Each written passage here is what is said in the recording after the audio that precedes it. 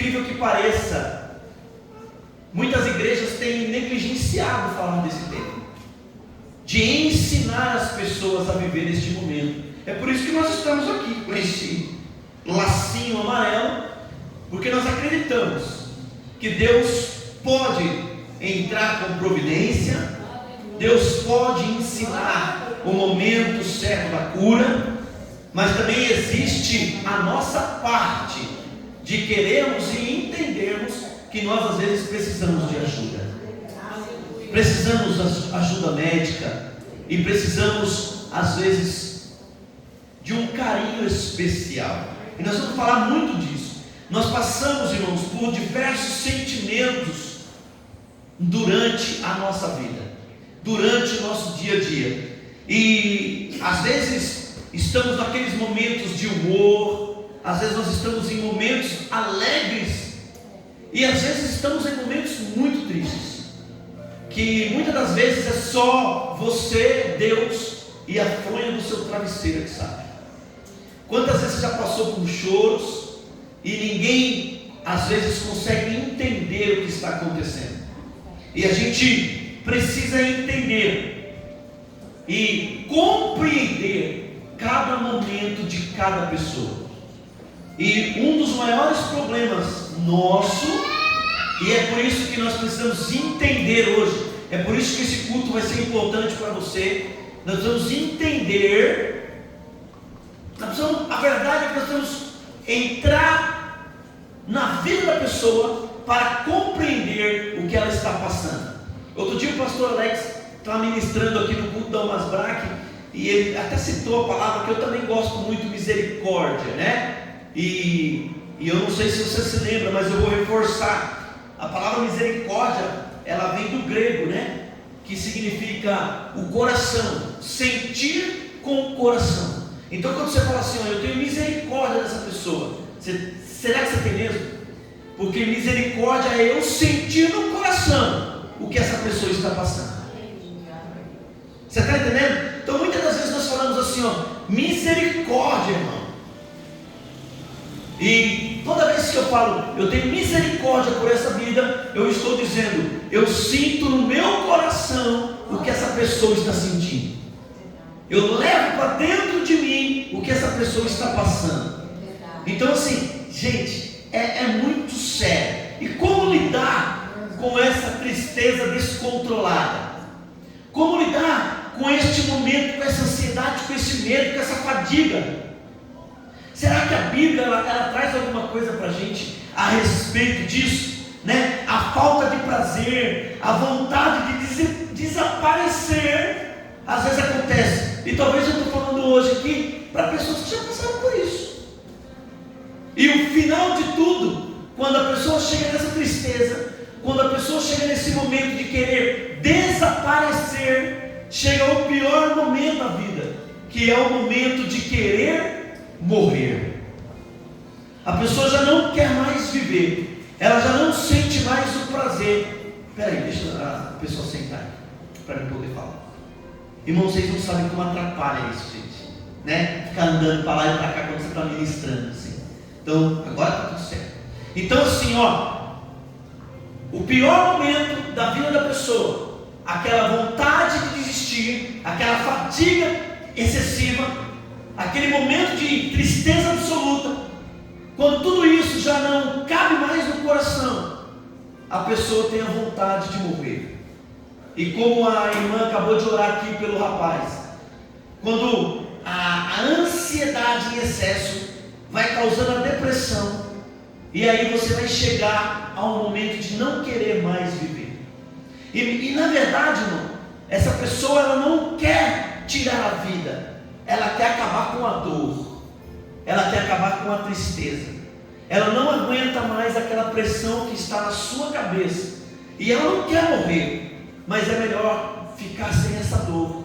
E para ficar sem essa dor, o importante talvez para essa pessoa, o melhor é tirar a vida. Então, este culto de hoje, essa palavra que vai ser ensinada a você hoje, não pode ficar com você. Você veio aqui para aprender, e aprendendo você precisa ensinar, você precisa levar para outras pessoas, sabe? Com certeza, você conhece alguém que está passando por uma tristeza profunda, ou talvez seja você, e isso está mascarando a sua espiritualidade. Você até vem para o culto, mas já não sente mais a alegria de antigamente. Por quê? Porque talvez você está passando por este momento de angústia que ninguém sabe, está passando por essa luta que só você, Deus e o seu travesseiro conhecem. E nós vamos ver, nós vamos entender que a Bíblia está cheia de personagens que passaram por isso, cheia de pessoas que passaram por momentos de grande tristeza, por momentos de grandes decepções, e a pressão foi muito grande. E será que isso é falta de fé? Ou será que isso é afastamento de Deus? E eu vou já abrindo um leque para você aqui. A palavra que uma pessoa deprimida, ou uma pessoa sem força, desanimada, ela não pode ouvir, é que ela não tem fé. Então aprenda hoje aqui. Se você conhece alguém que está no momento de depressão, numa crise de ansiedade, numa crise depressiva, nunca diga a essa pessoa: irmã, o que está faltando em você é fé. Não diga isso, porque a coisa que essa pessoa mais tem é fé, mas o seu inconsciente não deixa isso acontecer.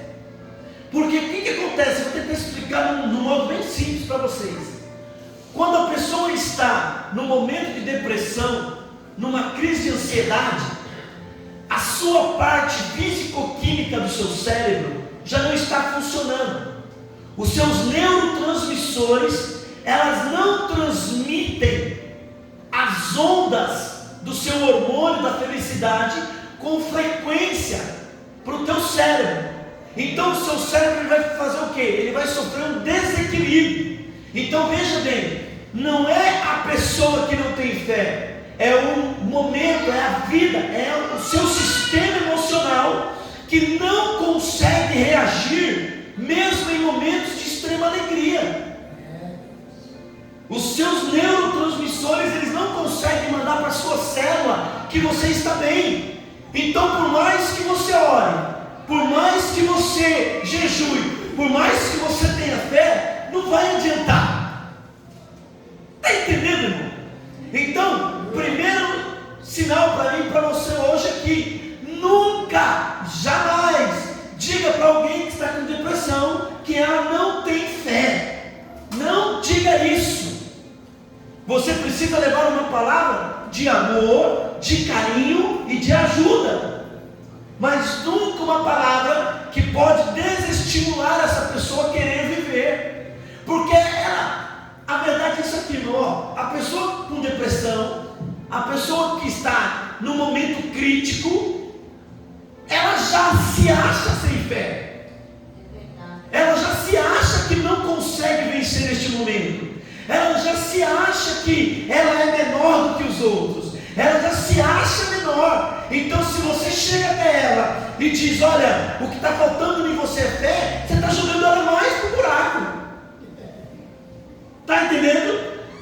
Então talvez você, por não conhecer, já tenha feito isso. Eu não estou aqui te julgando, tá bom? Mas não diga nunca mais isso, porque essa pessoa já se sente para baixo, ela já se sente menor, ela já se sente fora da sociedade. E uma coisa interessante, os jovens que estão passando por este momento de depressão, eles, diferente dos adultos e dos mais velhos, eles têm alguns sintomas diferentes. Então, nós vamos ver aqui também um texto bíblico dizendo isso, mas uma das coisas que o jovem depressivo, ele começa a fazer, a primeira coisa que ele faz, ele vai, para eliminar essa dor, ele vai cortar os pulsos. Ele vai se cortar, vai cortar os pulsos. E mais uma vez, ele não quer morrer, ele quer tirar a dor. A segunda coisa que ele vai fazer, ele vai cortar as coxas. Ele começa a cortar as partes das pernas. Talvez você já tenha visto isso. E por último, ele vai cortar a barriga. Ele vai começar a se cortar na barriga. Então, irmão, presta atenção. Quando você vê qualquer pessoa dizendo para você: olha, a minha vontade de morrer, nunca diga, segunda coisa, é da boca para fora. Nunca diga isso. Procure ajuda. Procure alguém que talvez tenha uma palavra que você não tem, para ajudar essa pessoa. Porque quando ela fala, e a Bíblia diz o que, irmão? Que a boca fala do que o coração está cheio. Isso é Bíblia, viu? Não é ditado popular, não. A Bíblia diz isso. Quando o seu coração está cheio, a sua boca fala. E se a sua boca fala do que o coração está cheio, e vai colocar isso em prática. Então tome muito cuidado. Então toda vez que você estiver perto de alguém que está passando, e você está começando a perceber que ela está dando alguns sintomas, busque ajuda para essa pessoa.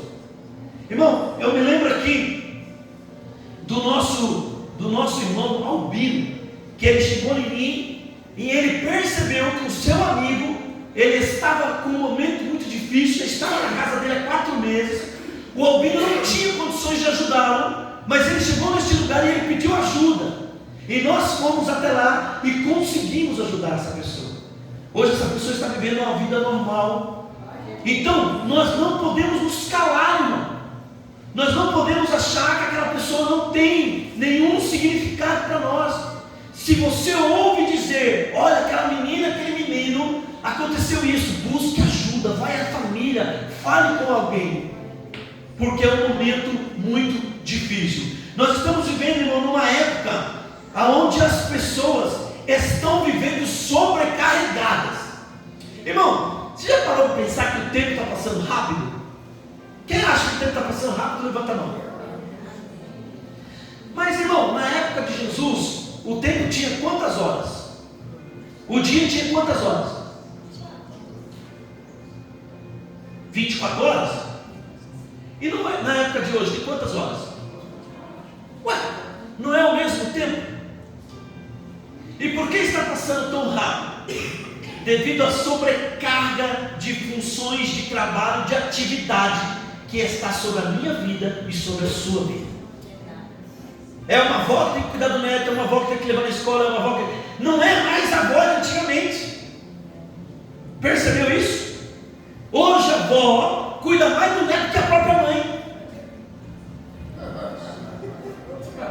Não é todos os casos, mas a maioria dos casos que eu tenho visto.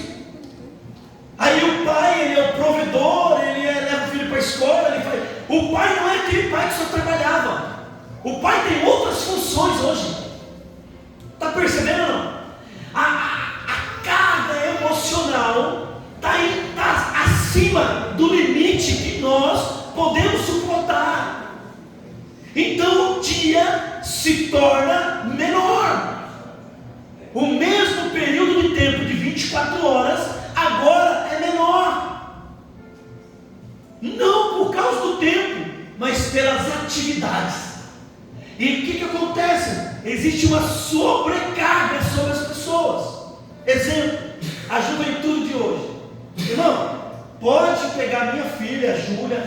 Se o celular deles for pior do que o teu, é difícil, hein? Por quê? Porque tem que ser diferente, tem que ser melhor. Existe uma pressão do mundo em cima da nossa juventude. Eles precisam ter um celular top. Eles precisam estar na moda com o corpo. Eles precisam estar na moda com as roupas. E quando eles não conseguem atingir isso, eu vou me matar.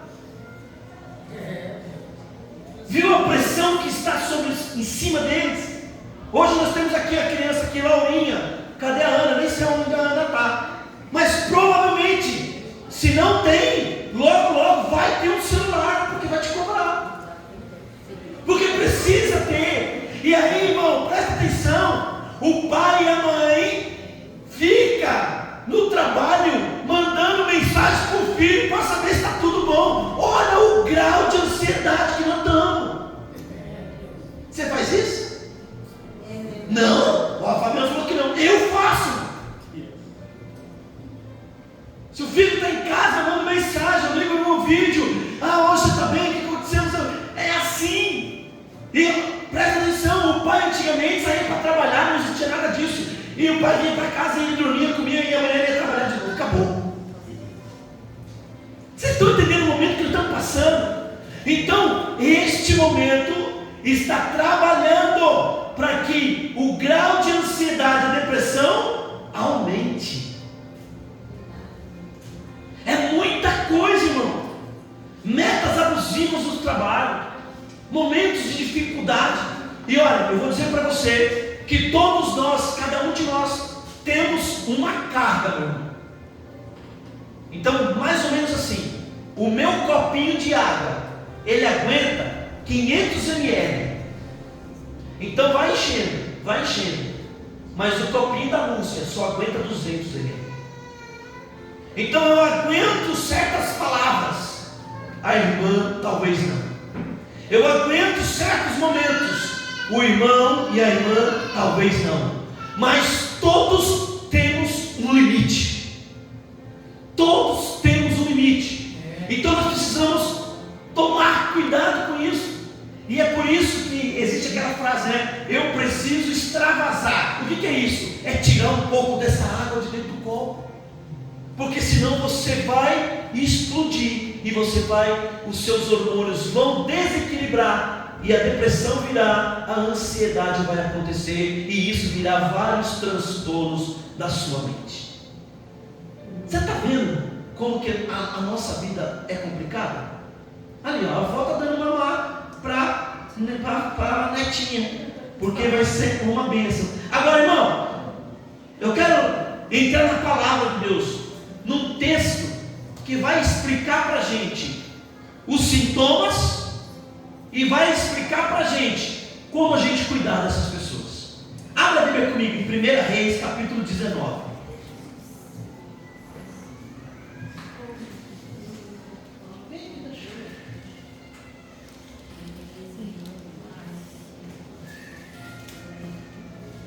Reis, capítulo 19. Nós vamos ler o verso de 1 a 8.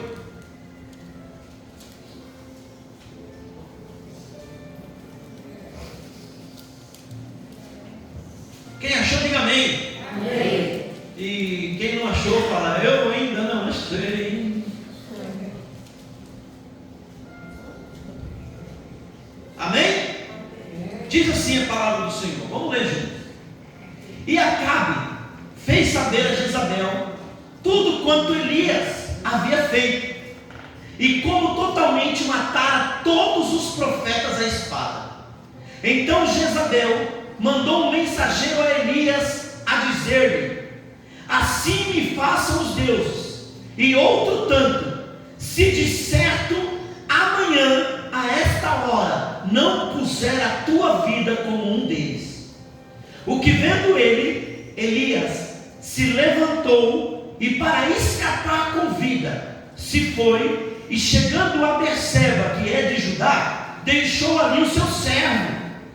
Ele, porém, foi ao deserto, caminho de um dia, e foi sentar-se debaixo de um zimbro, e pediu para si a morte, e disse: já basta, ó Senhor, toma agora a minha vida, pois não sou melhor do que meus pais. E deitou-se e dormiu debaixo do zimbro. E eis que então um anjo o tocou e lhe disse: levanta-te, come. E olhou, e eis que à sua cabeceira estava um pão cozido sobre as brasas, e uma botija de água. E comeu e bebeu, e tornou-se a deitar novamente. E o anjo tornou a segunda vez e tocou e disse: levanta-te e come, porque te será muito longo o caminho. Levantou-se, pois, e comeu e bebeu, e com a força daquela comida caminhou 40 dias e 40 noites até Horebe, o monte de Deus. Até aqui, irmão. Irmão, só para você lembrar o contexto aqui. Olha só, Elias, ele vai ao Monte Carmelo, e ali ele enfrenta 800 profetas, 800, 900 profetas, e ele diz assim para os profetas: olha, eu faço um desafio a vocês. Vocês vão colocar uma lenha aqui, vocês vão molhar a lenha, vai fazer no rego, e vocês vão orar ao Senhor, ao seu Deus. E vocês vão orar, e o Deus de vocês precisa fazer cair fogo sobre a lenha. E depois eu vou fazer isso. Aí os profetas montaram todo o sistema ali, colocaram a lenha e começaram a orar, e nada acontecia. Aí o Elias começou a dar risada. Aí o Elias, dando risada, falou para eles assim: olha, eu acho que o seu Deus está com os ouvidos tampados. Começa a falar mais alto com ele, para ver se ele escuta. Então eles começaram a falar mais alto, e nada do fogo caiu. Aí o Elias falou: para tudo, que agora é minha vez. Aí o Elias montou, colocou a madeira, tacou água e orou ao Senhor, e caiu fogo do céu. Caiu fogo do céu. Ele orou ao Deus verdadeiro, e Deus mandou fogo do céu, e Elias então mata aqueles homens todos. Irmão, um homem cheio do poder de Deus, acabaram de fazer um grande milagre. O que acontece agora, irmão? A Jezabel ficou sabendo, a encapetada Jezabel, atribulada, ficou sabendo e mandou um recado para Elias: Elias, eu não sou mulher, eu estou transformando a palavra aqui, tá? Eu não sou mulher, se amanhã você não vai estar morto igual eles. Irmão, espera um pouquinho. O homem acabou de enfrentar 800, 900 homens. Ele viu o poder de Deus cair. Uma mulher agora o afronta, e o Elias sai correndo. Eita, mulherada, vocês têm força aí. Não é verdade, gente? Para pensar. Uma mulher manda um recado: olha, amanhã, neste mesmo horário, se você não estiver morto, eu não sou mulher. O Elias então agora sai de cena, e nós lemos aí que ele vai começar a demonstrar para mim e para você alguns sintomas do que eu falei antes aqui. Presta atenção.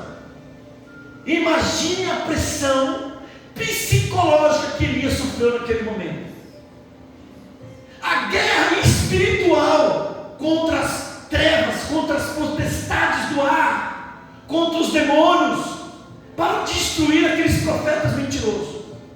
Elias agora chegou no momento que ele não aguenta mais. Entenda bem, Elias não fugiu de Jezabel, Elias fugiu de si mesmo.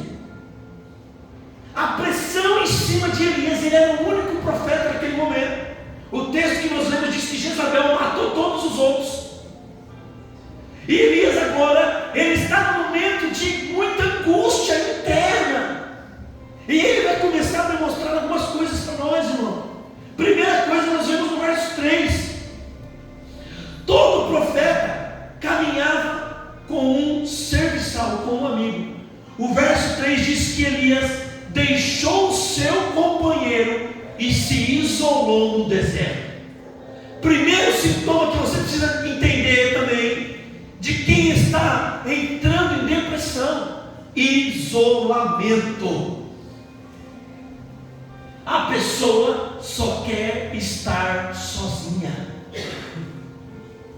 Ei, mãe, pai, vovó, começa a prestar atenção, meu irmão, minha irmã. A pessoa não quer ter ninguém por perto, ela quer ficar sozinha. As pessoas não agradam mais, ela não consegue mais conviver. Elias, nesse momento, ele largou o seu servo, ele não quer mais um relacionamento social, ele quer um isolamento total. Porque nós, irmão, o natural do ser humano é viver em comunhão uns com os outros. Este é o natural de todo mundo. Quando você percebe que aquela pessoa está muito isolada. Você já viu assim? Você chega numa casa, eu já vi muitos, irmão. Eu já vi muitos, tá? Porque as pessoas me chamam muito. Você chega numa casa, aí a mãe fala assim: pastor, é que ele só quer ficar sozinho. Primeiro sintoma da depressão. Ele não quer falar com ninguém. É o isolamento total. Então, queridos e queridas deste culto, você precisa ficar atento a esses sintomas. E se você puder tomar nota, tome nota. Vou, a partir de hoje, eu estarei atento a essas pessoas que estão com esse jeito aí. Só quer ficar sozinho, não quer conversar com ninguém. E se você aqui, que está aqui neste meio hoje, ou que está me assistindo, tem alguém em casa que passa por depressão, você vai ver que isso é verdade. A pessoa quer ficar isolada. Segunda coisa, no verso 4, outro sintoma. Elias fala assim: olha, ele senta no deserto e pede para morrer. Olha aí, irmão. Sintoma de depressão. Ele olha para si mesmo e ele não sente mais vontade de viver. Lembra que eu comecei falando? A pessoa vai chegar, o fim do abismo é quando ninguém está olhando mais para essa pessoa, não está querendo cuidar dessa pessoa, e essa pessoa então prefere a morte. Elias senta ali debaixo e fala: Senhor, é melhor que eu morra, porque eu não aguento mais a pressão. Olha o texto aqui, ele vai falar isso. Eu não estou aguentando mais. Eu não sou melhor do que meu pai, eu não sou melhor do que os profetas que morreram. Então, Senhor, tira a minha vida. Irmão, percebe? Elias não quer morrer.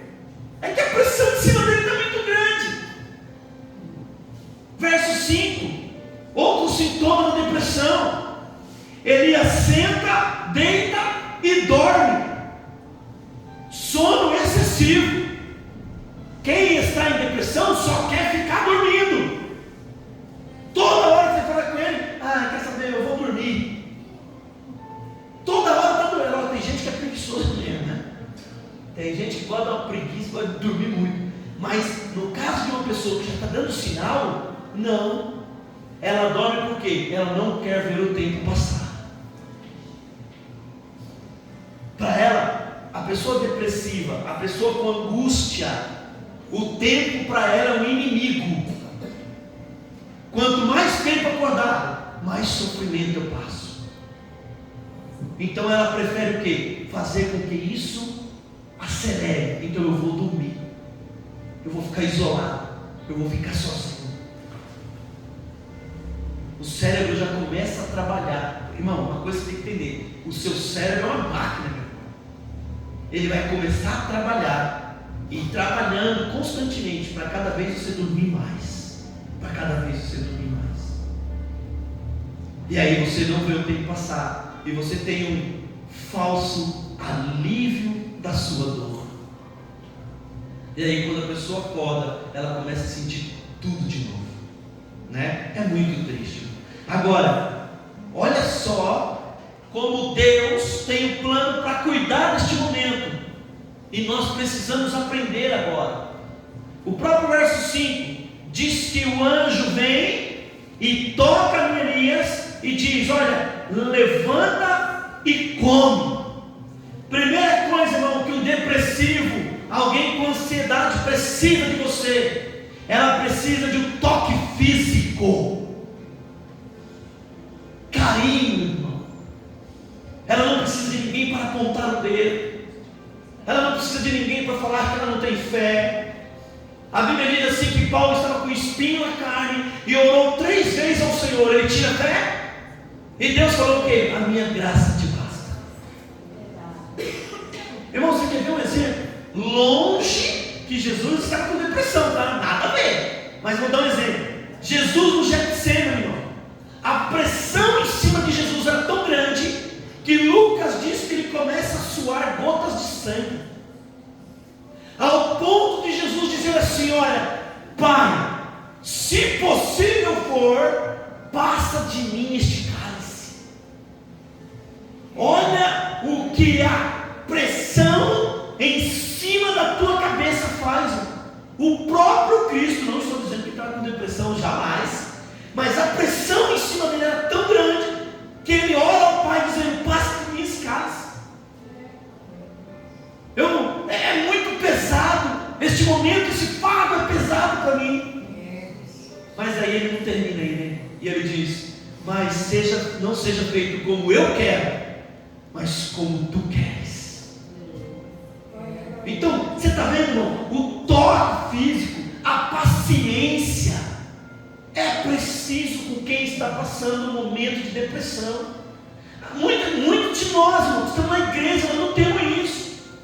E o pior de tudo, eu já escutei gente da igreja, não estou falando da nossa, mas cuidando de pessoas com depressão, falar: isso aí é frescura. É frescura porque não é com você. Porque tudo que não é comigo é fácil eu criticar. Não, uma dor no dedo do pé, para alguém é terrível.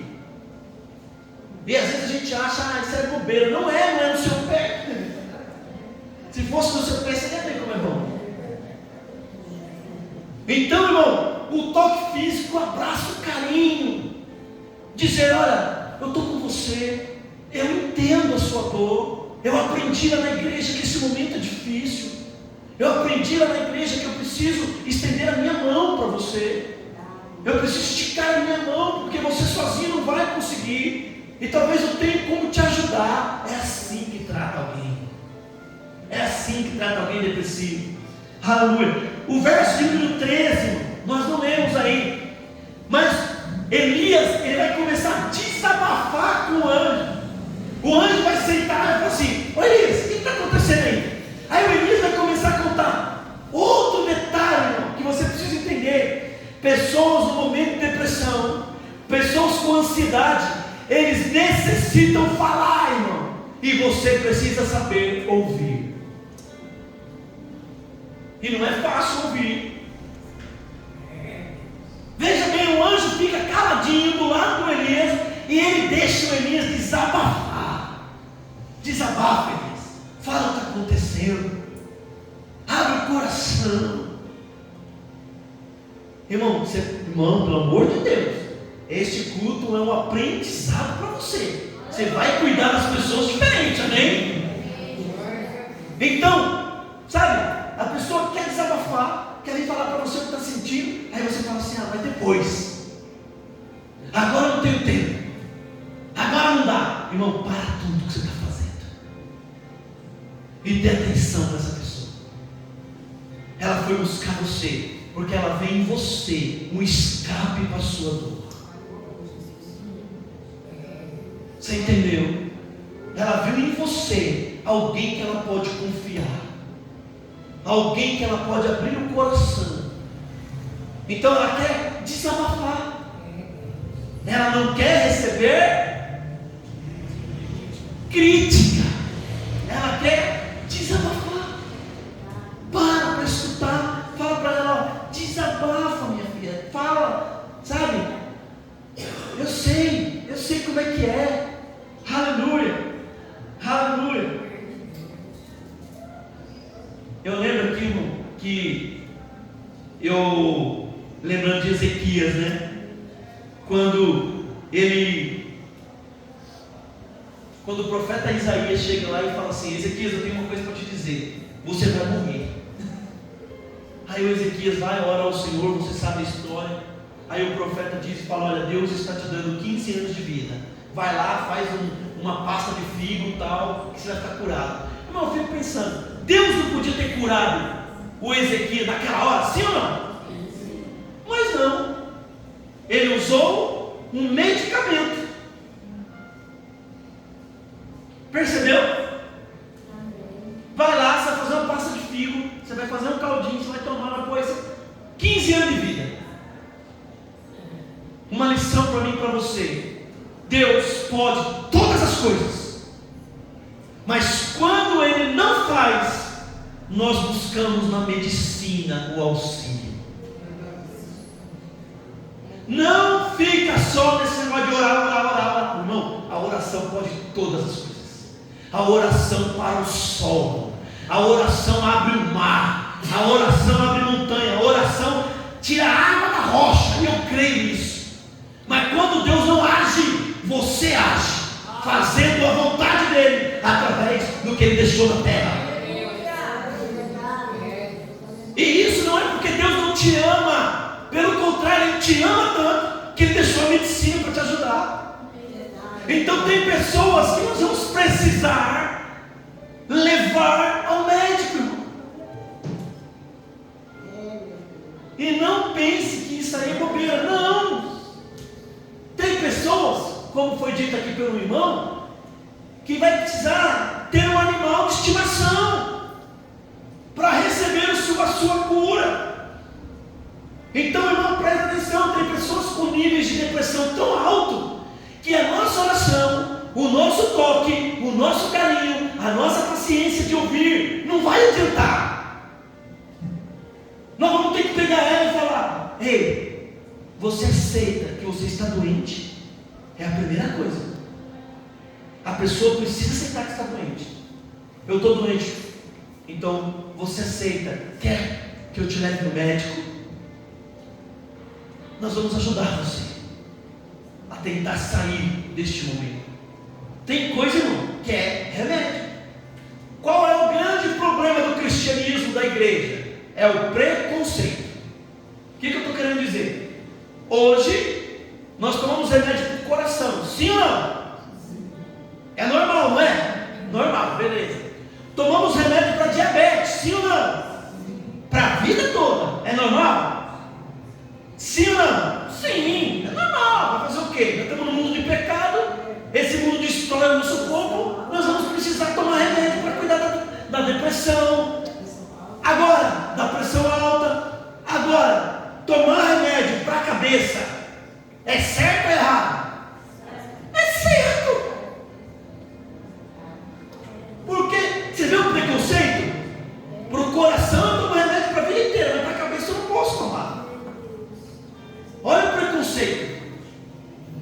Então, irmão, nunca se esqueça do que eu acabei de falar. Todos nós vivemos num mundo de pecado. E o pecado afeta o nosso corpo. E muitas das vezes nós vamos precisar ajuda na medicina para controlar as coisas que o pecado afeta no nosso corpo. Se não fosse assim, irmão, está gripado? Vai orando aí que Deus não precisa tomar remédio. Ah, está com não sei o que, não precisa tomar remédio. O Covid, não precisa tomar remédio. E quem aqui tomou a vacina do Covid? Quem tomou aqui? Levanta a mão. Ah, tomou, né? Por que não orou?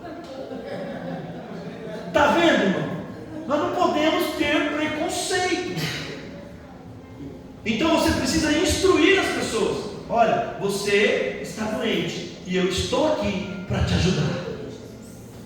Se eu não tenho recursos, eu estarei indo atrás de recursos, mas eu quero te ajudar. Amém? Então, irmão, invista, na espiritualidade. Busque ler a Bíblia, busque tratamento com medicamento, A Bíblia não é contra isso. Até terapia, irmão. A Bíblia fala que você pode fazer. É lógico, um terapeuta cristão, abençoado por Deus. Tem uma hora, ixi, meu Deus, não tem nem tempo mais. A gente precisa cuidar disso. Eu vou falar para vocês assim, vocês sabem, até para quem está ouvindo. Eu tomo remédio todos os dias para ansiedade. Eu sofro de ansiedade. E eu tenho que cuidar disso. Já orei a Deus, já pedi, já jejuei, já. Oh, meu Deus do céu. E Deus falou: minha graça te basta, continua tomando remédio. Continua no remedinho aí. O dia que ele curar, está curado. Se ele não curar, glória a Deus. O importante é eu estar bem servindo a Ele, tomando remédio ou não tomando remédio. Está entendendo? Então não tenha preconceito. Não tenha vergonha. De novo, o mundo de hoje é uma panela de pressão. E talvez em algum momento, eu peço a Deus que não, mas talvez em algum momento você pode ter algum distúrbio emocional. E se precisar controlar isso com algum remédio, Vai com Deus, irmão. Ora, pede a Deus. Se Deus não entrar com providência, irmão, e Deus cura. Deus cura a depressão. Deus cura a ansiedade. Se Ele quiser. Amém? Nunca se esqueça que Deus responde a oração de 3 formas. Você sabe quais são as 3? Deus responde a oração. Sim, eu te abençoo. Ele deu o ok. Deus responde a oração. Espera mais um pouco. Ainda não é o momento. E Deus responde a oração. Eu não vou fazer. Foi assim com Paulo, foi ou não foi? Oh, cura aqui no espinho e tal. Alguns dizem que é a visão, né? Cura, eu não vou fazer, Paulo. Nem adianta pedir, nem adianta você orar. Vai morrer com essa cegueira aí. É assim, irmão. Deus é simples. Ele é soberano. E Ele sabe o porquê de todas as coisas. Você não sabe. Você não entende. Eu não entendo porque eu tenho que tomar remédio. Mas um dia Ele vai me explicar. E talvez Ele vai falar para mim assim, eu fico imaginando. Eu te deixei com um remédio para você lembrar quem eu sou na sua vida. Não sei. Propósito dele. Eu apenas obedeço. Eu apenas obedeço. Amém, irmão? E olha, Deus tem alguns conselhos para nós e para você ensinar para as pessoas, se quiser anotar. O primeiro está no Salmo 34, verso 18, que diz assim: perto está o Senhor dos que têm o coração quebrantado e salva os contritos de espírito. Deus está falando assim: ei, você que está com depressão, você que está passando por um momento difícil, eu estou com você. Perto está o Senhor de quem tem o coração contrito, de quem está passando por uma angústia. Ei, eu estou com você. Oh, irmão, isso me conforta. Sabendo que mesmo no meio da dor, mesmo no meio da angústia, a mão do Senhor está sobre nós. Mateus 26, de 36 a 39, Jesus no Getsemane, eu já falei aqui, ele fala para Deus passar dele o cálice. É como se ele está dizendo assim, ó: ei, você que está com problema, eu compreendo você. Eu passei por um momento de angústia, eu sei o que você está passando. É verdade. Jesus sabe o que está acontecendo com você. Ele conhece a sua dor. E a terceira coisa, irmão, que Deus diz para um deprimido, ou para mim, para você, Mateus 8, 28 a 30, quando Ele cura o endemoniado gadareno. O endemoniado gadareno, você sabe a história, estava tudo endemoniado, tinha um problema. É como se Deus estivesse falando assim: olha, eu ajudo você. Então, guarda aí, eu estou com você, eu compreendo você e eu ajudo você. É o que Deus tem para nós esta noite. Essas palavras você vai falar para aquela pessoa. Essas palavras vão entrar no coração do doente e vai trazer um novo ânimo para ele, né? Com certeza, essas informações que vocês estão pegando hoje neste culto especial, né, de combate ao suicídio, essas informações que vocês estão recebendo hoje, eu tenho absoluta certeza que vai ajudar muitas vidas aí. Amém, queridos? Vamos ficar de pé. Glória a Deus. Aleluia, Jesus. Glória a Deus. Aleluia. Irmão, quero agradecer a UFEBRAC por este momento, a UFEBRAC por se preocupar com esse dia, com esse mês. Eu não sei se várias igrejas estão se preocupando com esse tema, porque colocar nas redes sociais é muito bonito, né, irmão? Mas tem que agir, né?